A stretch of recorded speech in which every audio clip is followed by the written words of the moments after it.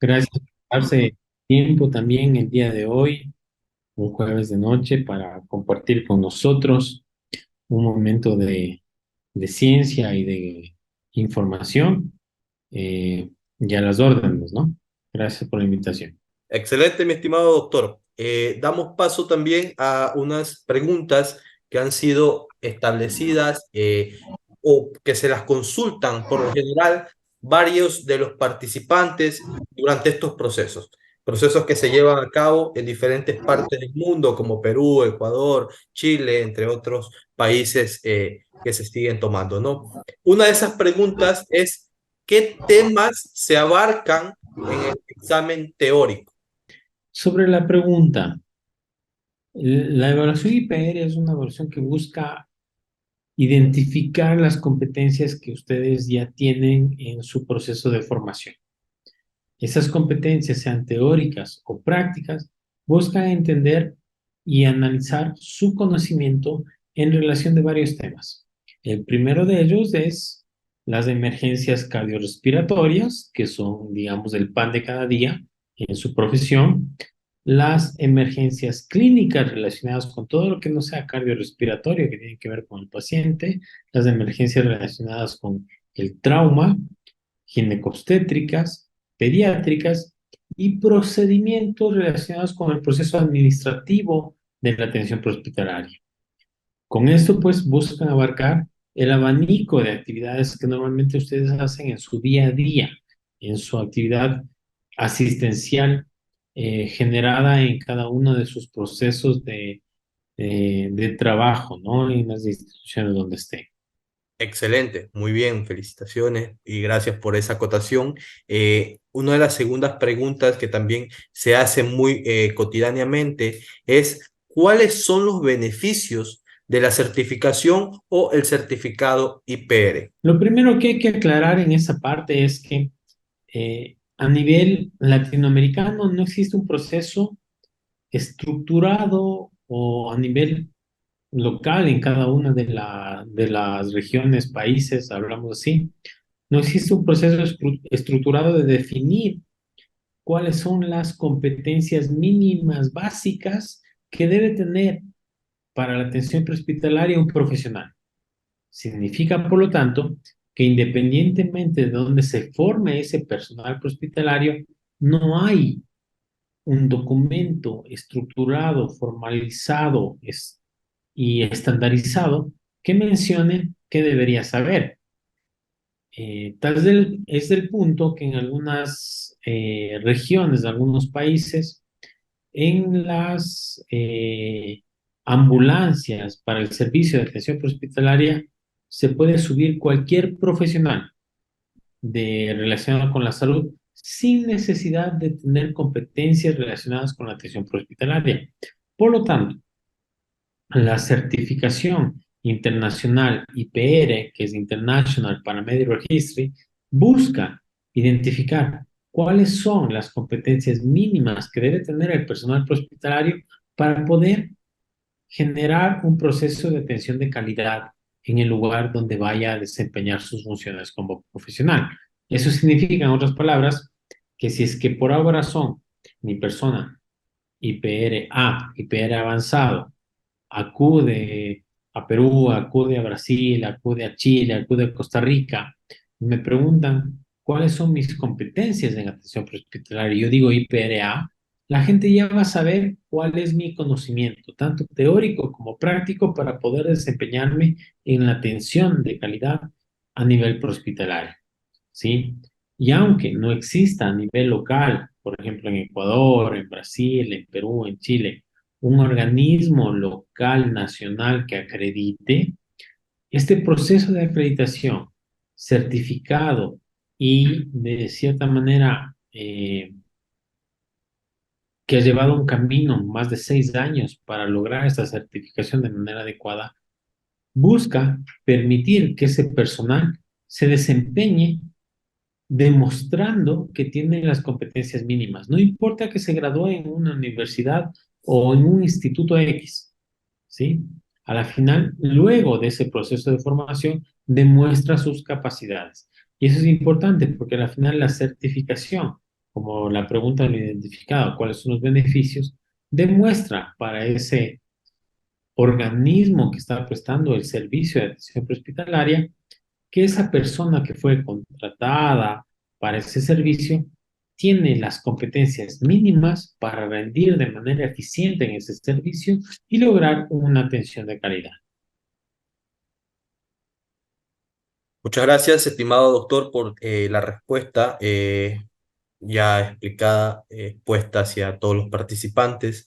También damos paso a una siguiente pregunta que es, ¿cómo es el proceso de la evaluación IPR? Ok, la evaluación IPR es una evaluación que busca entender los conocimientos teóricos que tiene que tener el personal prehospitalario y adicional que demuestre estos conocimientos en la práctica. Por lo tanto, la evaluación, en definitiva, va a tener dos momentos. Un momento de evaluación teórica y un momento de evaluación práctica. La evaluación teórica se rendirá dentro de parámetros en una plataforma donde saldrán preguntas en relación a si el estudiante es de IPR básico, IPR primer respondiente o IPR avanzado, y después un momento en el cual se generarán escenarios de simulación en los cuales ese profesional buscará demostrar lo que hace en el día a día. ¿Sí? Se le va a presentar un caso sobre, por decir un ejemplo, atención del trauma, ¿ok? Y él tendrá que desempeñarse de manera eficiente en esa atención, o una atención del soporte vital avanzado, y tendrá que desempeñarse de manera adecuada. Con eso, se busca demostrar de manera objetiva y estructurada de que el profesional tiene las competencias básicas para estar atendiendo a un paciente en la atención prehospitalaria.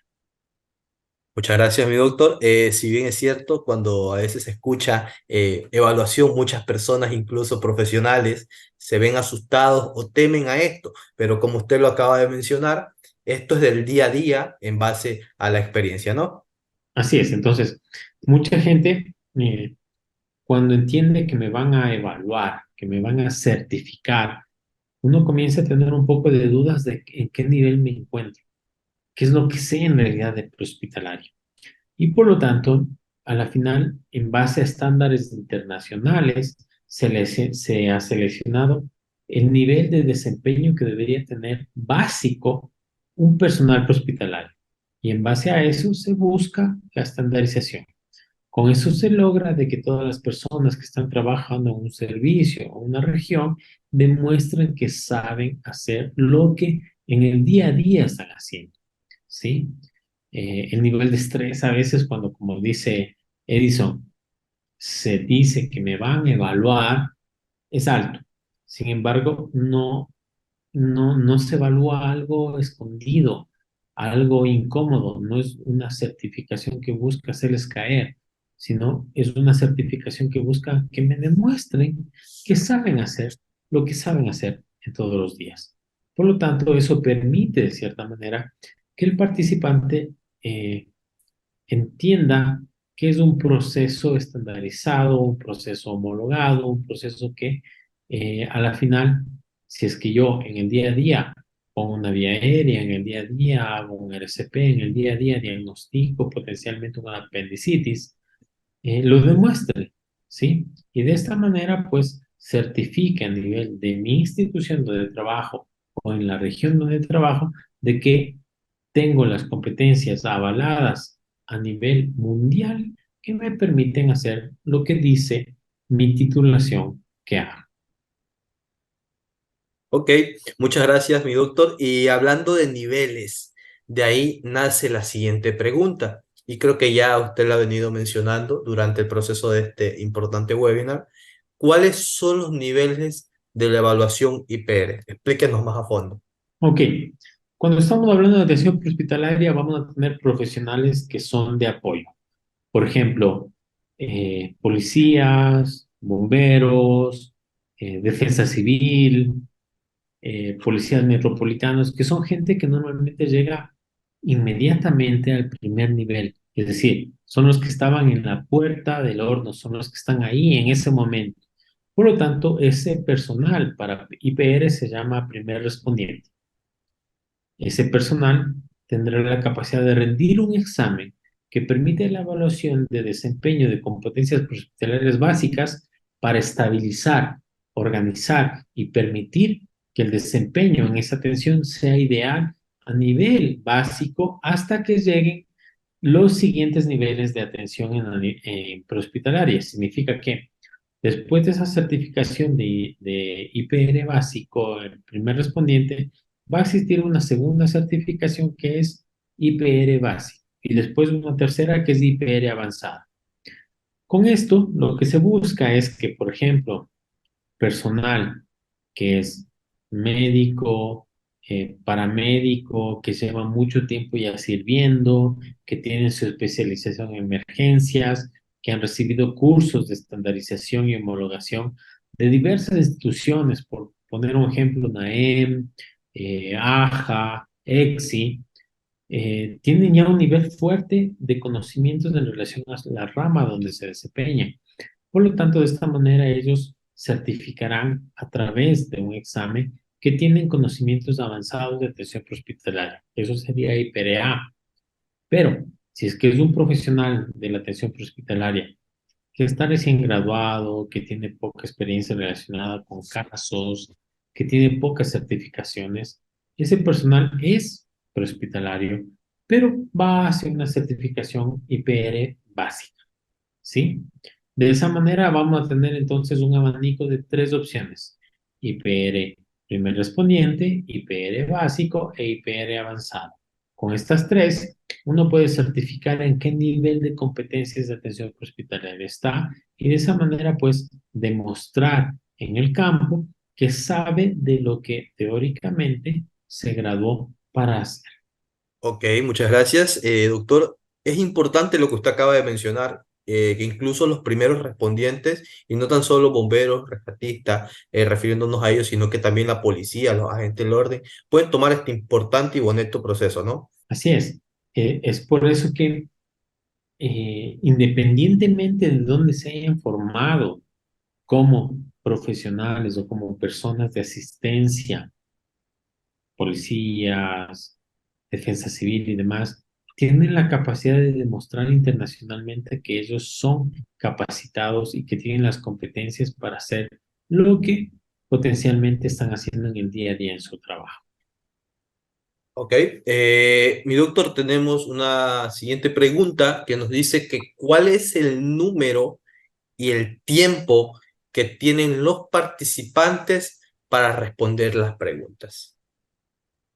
Ok, como se mencionó, el curso, el proceso de certificación de atención hospitalaria en IPR tiene dos áreas para evaluación, una área teórica y una área práctica, ¿sí? Por lo tanto, en la área de conocimiento relacionadas con las competencias teóricas de conocimiento, de interacción, ¿sí? Antes de las prácticas, vamos a tener un examen diferenciado dependiendo si es que va a certificar como IPR básico, IPR avanzado o primer respondiente.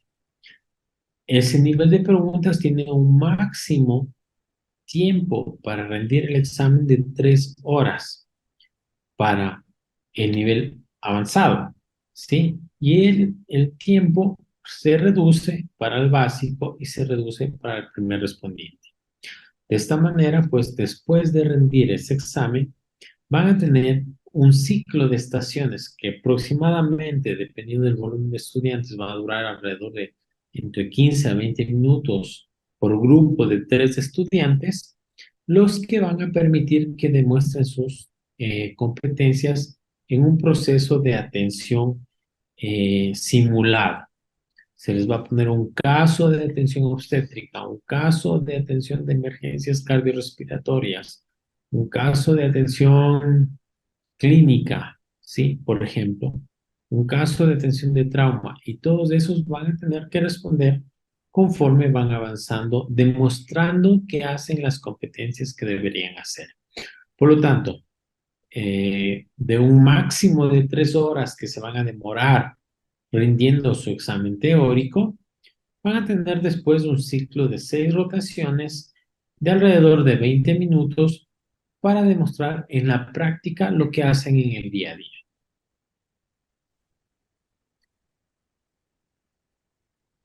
Excelente, muchas gracias por la aclaración a esa importante pregunta que muchos de los participantes hoy en día se hacen, ¿no?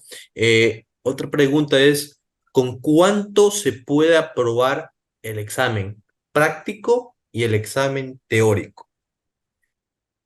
Ya, bueno, una cosa muy importante acá de entender o de analizar es que en todos los procesos relacionados con evaluación a nivel internacional se requiere mínimos para poder avanzar.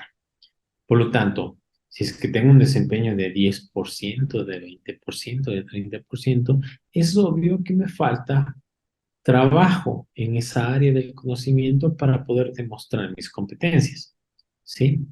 Es por lo tanto que en la evaluación del examen de certificación IPR, en la parte práctica, se va a tener un desempeño del 100%, porque se entiende qué es lo que hago todos los días, qué es lo que hago todo el tiempo.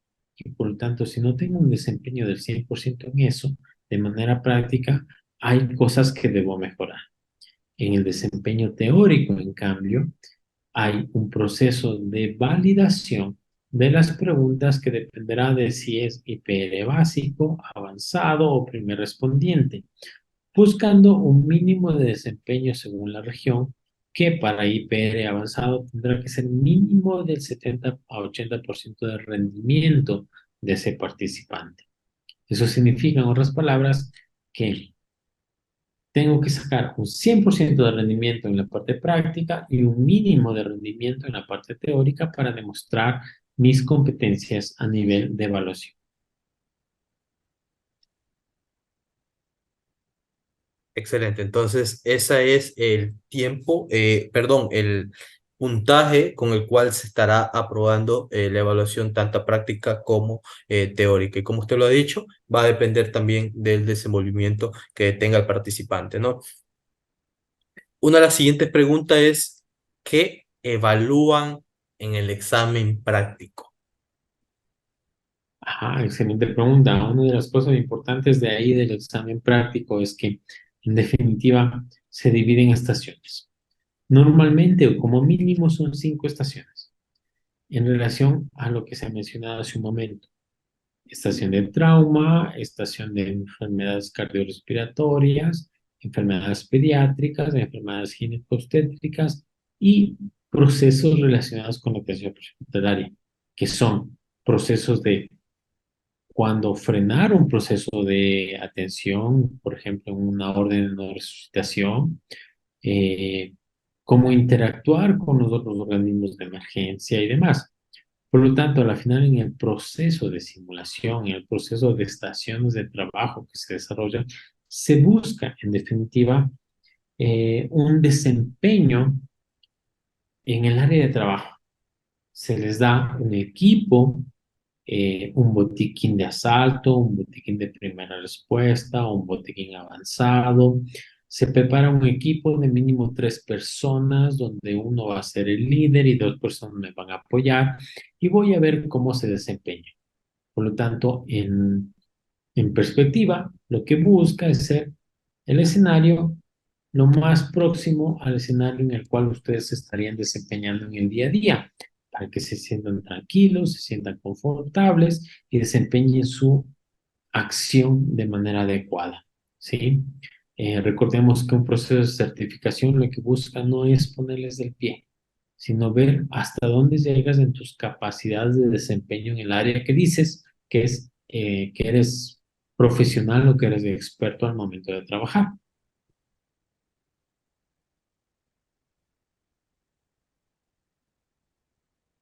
Ok, doctor, adicional a eso tenemos unas preguntas en el chat, las cuales las voy a dar paso, voy a leerlas.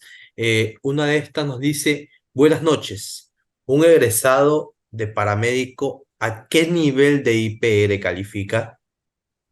Ok, si una persona en un proceso de formación, donde sea que se haya formado, ya es profesional por titularse de su área, puede rendir un examen de IPR avanzado.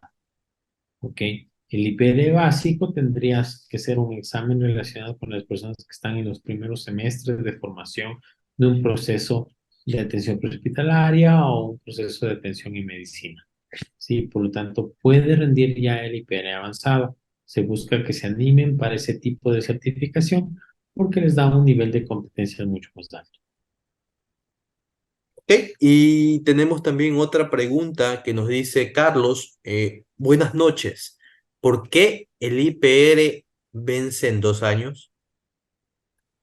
Es una pregunta interesante porque al final lo que busca el IPR al estar actualizando a ese profesional que hizo la certificación cada 2 años es que la evidencia, el día de hoy, la evidencia relacionada con atención de emergencias, con la atención médica, los protocolos, las guías de trabajo, eh, se están actualizando año a año.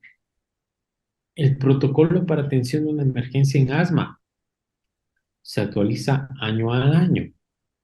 El protocolo para atención de un trauma raquimedular cambió casi de un año al otro, ¿ok? Por lo tanto, lo que se busca es que cada 2 años el profesional de la atención prehospitalaria que se certificó como IPR demuestre que siguió cursos de capacitación, que siguió un curso de capacitación que demuestre sus competencias en atención del trauma, en atención de soporte cardiovascular avanzado, en atención de emergencias clínicas, pediátricas y obstétricas, independientemente del logo que quieras ponerle a estos cursos, con el objetivo de que demuestre que en efecto, independientemente de estar dando atención todos los días, todo el tiempo, también está buscando la actualización que demuestra que está al día, que demuestra que X o B tratamiento debe seguirse utilizando y X o B tratamiento tiene que dejar de ser utilizado. ¿Sí? Digamos que la mejor, el mejor ejemplo de esto es esa forma de enseñarnos que tuvieron los profesionales en su momento de la atención hospitalaria de por poco estabilizar y fijar en una tabla columna a todo el mundo. ¿Ok? Y hay gente que desde esa escuela no volvió a recibir un solo proceso de certificación o de capacitación. Y por lo tanto siguen haciendo lo mismo. Cuando hoy en día sabemos que hay criterios, Nexus y otros más que me están diciendo a mí, ok, a este paciente sí, estabilízale y fíjale en una tabla columna y a este no. Por lo tanto, lo que buscamos es que estén actualizados en su proceso de atención prehospitalaria. Gracias, mi estimado doctor, por recalcar que la medicina basada en evidencia se mantiene actualizándose y de igual manera el IPR, ¿no? Otra de las consultas que nos hace Nicole Vázquez es que si soy estudiante del área de salud, ¿puedo dar el IPR avanzado? Me imagino que se refiere a las diferentes partes como enfermería, paramédico, médico. Sí, normalmente el IPR avanzado es un examen que está formulado para estudiantes que están en los últimos semestres de la formación en cada una de sus ramas hospitalaria, médica, enfermería, ¿ok? Y por lo tanto es un examen de un nivel un poco más alto, ¿sí? No difícil, de cierta manera para el que está ya en ese nivel, pero sí es más complejo, más largo y que tienes que demostrar tus competencias en relación al tema. En cambio, un IPR básico busca competencias, como su nombre lo indica, básicas que estás aprendiendo y por lo tanto sería para un estudiante que está en los primeros semestres de cada una de sus áreas de formación. ¿Sí? Así es que sí, en efecto, un estudiante del área de la salud que esté ya en los últimos semestres puede optar por un examen IPR avanzado versus un estudiante que está en el nivel básico.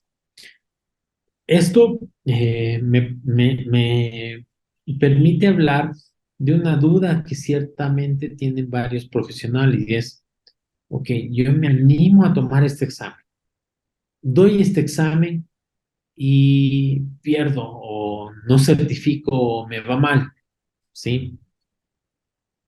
Igual eso es una escuela, porque al final lo que estoy haciendo es intentando demostrar mis competencias y al momento en que me sale una pregunta o me sale un escenario en el cual digo, uy, aquí no sé qué hacer, es una escuela interna para mi formación que me dice, perfecto, me acabo de dar cuenta en este examen, en este momento y en esta simulación que me faltan competencias relacionadas con la atención del parto y creo que tengo que buscar un curso o una certificación que me ayude a mí a mejorar mi desempeño, ¿sí? Por lo tanto, a la final, desde mi perspectiva, es un ganar-ganar, porque si no certifico, yo ya me estoy dando cuenta en qué estoy fallando y me va a permitir mejorar y a la final el beneficiario final de esto terminan siendo los pacientes que están bajo nuestra atención. Excelente, doctor. Gracias por esa respuesta, es muy importante. Otra de las preguntas que nos hace Talía es que ¿cuáles son los requisitos mínimos para cada nivel de IPR, refiriéndose a los tres? Ok, a la final es un nivel de competencias de atención prehospitalaria centradas en el desempeño en el día a día. Por lo tanto, ustedes pueden ingresar a la página de IPR, certificación, y encontrar cada una de las competencias muy detalladas de lo que se busca. Resumiendo estas, en definitiva, el tema de IPR avanzado va enfocado a profesionales que tienen competencias en atención prehospitalaria relacionadas con el trauma, con el soporte vital avanzado, con la pediatría, con la clínica y con procedimientos de emergencia, sí, ya en un nivel final, es decir, ya estoy acabando mi carrera, ya sé prácticamente todo el abanico de destrezas relacionadas con mi carrera, sea en prehospitalaria, en enfermería o en medicina. ¿Sí? En cambio, el IPR básico es un examen que está enfocado a profesionales que están en el área de salud, ¿ok? Que normalmente mucha gente que no se siente muy confiada de su desempeño como avanzados, cogen el básico, ¿ok? Pero también es para estudiantes de las áreas de la salud que aún no están en los niveles superiores, ¿sí? Y en cambio, el IPR básico, perdón, el IPR primer respondiente es un examen que está enfocado claramente al personal, el personal no sanitario que está alrededor del desempeño de ese profesional. Por ejemplo, bomberos, policía, defensa civil, guardias y demás, que son personas que muchas veces llegan primerito al sitio de acción. Son los que están esperando que llegue el personal sanitario y que de una u otra manera tienen que iniciar el proceso de atención prehospitalaria, frenando una herida, estabilizando un paciente, estricando un paciente, entre otras cosas, hasta que llegue el profesional sanitario. Ese sería el nivel para ellos.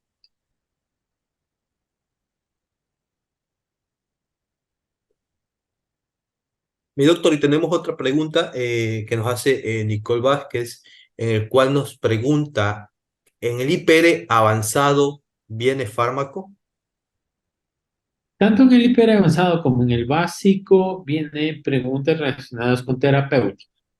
No solo farmacología, sino terapéutica. Estabilizar un paciente es terapéutica. ¿Ok? Administrar un medicamento es terapéutica también. Por lo tanto, a la final vienen preguntas relacionadas con esa parte, esa área del conocimiento. ¿Cuál es el medicamento más idóneo para reducir el dolor en tal condición? ¿Cuál es el medicamento que tengo que administrar o cuál es la terapéutica que tengo que administrar a un paciente que está con dolor producto de una fractura? Y tenemos que evidenciar que primero es la estabilización de esa fractura, ¿ok? La relajación del paciente antes de administrar el dolor. Por lo tanto, nos enfocamos más en terapéutica, donde incluye un pedacito que es fármaco, ¿sí? Y otros procedimientos que están alrededor, ¿sí? Así es que la respuesta corta es sí, pero tiene que ver con usar de manera idónea todas estas herramientas relacionadas con la terapéutica y la farmacología. Excelente, es muy bueno esta parte, ya que nos lleva inmediatamente al pensamiento crítico, como usted lo manifiesta, iniciando de menos a más y no ir directamente a tal cosa, ¿no? Otra consulta que nos dice es que por qué varios de los personales o el personal de salud pueden dar un examen como el IPR si en varias ocasiones están perdidos. ¿Qué hay de diferencia entre alguien de atención de calle por sí, por así decirlo, con alguien intrahospitalario? Es decir, la pregunta que nos hace, en este caso, es la participante del webinar, María Pia Quispe, nos dice es cuál es la diferencia entre la parte prehospitalaria a la parte intrahospitalaria, englobando todo el personal de salud. Ok, a la final lo que se busca y lo que se estructura es que el personal de atención prehospitalaria a nivel internacional tiene estándares mínimos de desempeño. Estos estándares se están estructurando en varios procesos y reuniones de expertos a nivel mundial. Uno de esos es el consenso Delphi, el consenso ILCO, el consenso de Bolonia, que son consensos que han dicho, ok, una persona que está atendiendo a alguien en la calle, extrahospitalariamente, en domicilio, en emergencias, debe cumplir esta X capacidad de desempeño, ¿sí? Y en base a esa información se ha estructurado los escenarios, se ha estructurado los exámenes para que el personal trabaje. Es muy cierto que el personal, sobre todo de medicina, que se gradúa de médico, no tiene ni idea de la atención prehospitalaria. Se sube a una ambulancia y dice, ¿qué es esto? ¿Ya? Porque se crió para atender una emergencia intrahospitalaria donde llega un paciente que le dijeron ya por radio que tiene potencialmente tal diagnóstico y tiene todos los juguetes alrededor para desempeñarse. ¿Sí? Sabemos claramente que en la atención prehospitalaria no tiene los insumos, no tiene los equipos, no tiene las cosas suficientes para trabajar y por lo tanto eso permite que este consenso del FI, en los acuerdos de Bolonia y demás, estructure una forma de pensamiento diferente. Entonces, el personal que toma este examen y que está acostumbrado a la atención intrahospital, es de seguro que va a tener un desempeño complejo en el examen, que probablemente dificulte su acreditación. El personal intrahospitalario, pero además que se ha desempeñado de manera extrahospitalaria y conoce la rama, conoce el desempeño, conoce las falencias, las dificultades que hay en este medio y puede desempeñarse de manera idónea, va a demostrar que sabe esas competencias, ¿sí? Por eso es importante la pregunta, porque yo hace 15 años me subí, después de graduarme, en una ambulancia y dije, ¿qué es esto? No estoy preparado para esto y me tocó aprender, ¿sí? Por lo tanto, es una escuela, es una certificación que te permitirá identificar en qué nivel te encuentras y cómo tienes que mejorar a la larga, porque al final el beneficiario final de esto es ese paciente que va a estar ahí y que vas a poder curar su falencia o estabilizarlo para que alguien más pueda hacer el resto del trabajo según la escala de trabajo en la atención hospitalaria y hospitalaria. Muchas gracias, estimado doctor. Y sí, efectivamente es una muy buena pregunta que muchos profesionales en salud se la hacen, ya que suele pasar muy comúnmente el confort por el yo ser o yo soy, y al momento de llegar a la escena extrahospitalaria es muy diferente a la intrahospitalaria. Son ambientes diferentes, ¿no? Entonces, para los estimados participantes, tenemos todavía pequeñito tiempo para alguna otra pregunta que tengan, ¿sí? Está el doctor Jaime Flores dispuesto a responder cualquier de estas inquietudes. Sobre un comentario que está dejando Nicole acá, en efecto, hay Ok, algunas condiciones o características ok. locales que tienen que rendirse en base al comité local de IPR. Es decir, si es que estoy evidenciando que los lugares, digamos, en Ecuador, donde se está formando el personal hospitalario, ok, he revisado la currícula, he revisado la malla, he revisado el sílabo y veo que en efecto los estudiantes de últimos semestres cumplen ciertas competencias, puedo permitirles de cierta manera como comité de IPR Ecuador que rindan el examen avanzado. Hay un riesgo alto de que no les vaya tan bien, ¿sí? Pero puedo permitir eso. Pero, por ejemplo, si el comité peruano considera que la estructura de las mallas, de la currícula, de cada una de las opciones de educación que existen en el lugar, no están acorde para ser estudiante y rendir un IPR avanzado, es una decisión local, ¿sí? Y en base a esa decisión local del comité local, se les da la opción de ser IPR avanzado, IPR básico o primer respondedor, ¿sí? Es algo que hay que tener en cuenta.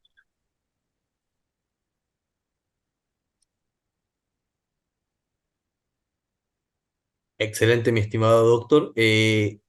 Muchas gracias por este valioso aporte en vista que no observo ninguna otra pregunta adicional dentro del chat. Em, Quedo muy agradecido, quedamos muy agradecidos por su participación. Eh, no sin antes enviar un fuerte abrazo a todos nuestros participantes, amigos y profesionales del Perú. Y cómo no, a este gran equipo, excelente equipo de docentes de la Escuela Peruana de Paramédicos. No sé si usted, doctor, algunas palabritas para finalizar este webinar o algo más que acotar correspondiente al tema del IPR. Sí, a la final estas reuniones generan un nivel de estrés muy alto porque a veces me están, digamos, como potencial persona que voy a tomar el IPR, tengo dudas sobre mi conocimiento, sobre a dónde quiero llegar, será que apruebo o no apruebo, qué dirán si no apruebo, etcétera, varias cosas. Lo que quiero decirles en definitiva es que se les está pidiendo que demuestren lo que hacen todo el tiempo, lo que hacen en cada práctica, ¿sí? No se les va a preguntar cosas escondidas. ¿Cuál es la evidencia o el porcentaje de desempeño o el porcentaje de rendimiento del ácido tranexámico en pacientes mujeres de 95 años y demás? No, eso no está, sino que evidencien que en efecto, si el paciente está, no responde, no respira, no tiene pulso y le acaba de caer ahí, ok, ¿qué tengo que hacer? Llamar a la ambulancia, comenzar con presiones, hacer una vía aérea, ¿qué? ¿Qué es lo más importante que tengo que hacer? Y es lo que hacen en el día a día. Por lo tanto, muchas veces sobrepensamos las cosas y terminamos diciendo, ok, no, yo me apunto al IPR básico porque como que no me siento preparado. No, están haciendo esto todos los días y son profesionales, vayan al IPR avanzado. Si en el remoto caso potencial de que no les fue bien, eso fue ya a una escuela. Y él les dijo, me acabo de dar cuenta que cuando llegué a emergencias pediátricas me quedé pensando demasiado tiempo, como que hago una reflexión y digo, me falta estudiar algo más de emergencias pediátricas, ¿sí? Y me meto de nuevo al examen, porque resulta que a la larga vamos a hacer ya, literalmente la próxima semana, 1,000 profesionales de la atención prehospitalaria a nivel latinoamericano certificados.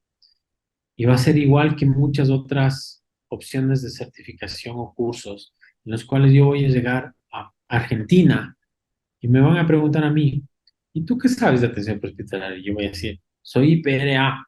Y me van a decir, ok, sí, ya sé que sabes, ¿sí? O si voy a Perú y me reciben con un pisco de por medio, me van a decir, yo soy IPRA. Y van a saber que sé de cada una de las cosas que me están pidiendo que actúe. ¿Ok? Así es que el llamado es a que reduzca un poco la atención y que demuestren lo que están haciendo en el día a día. Listo, mi doctor. Entonces, siendo las 19:50, damos por finalizado este bonito e importante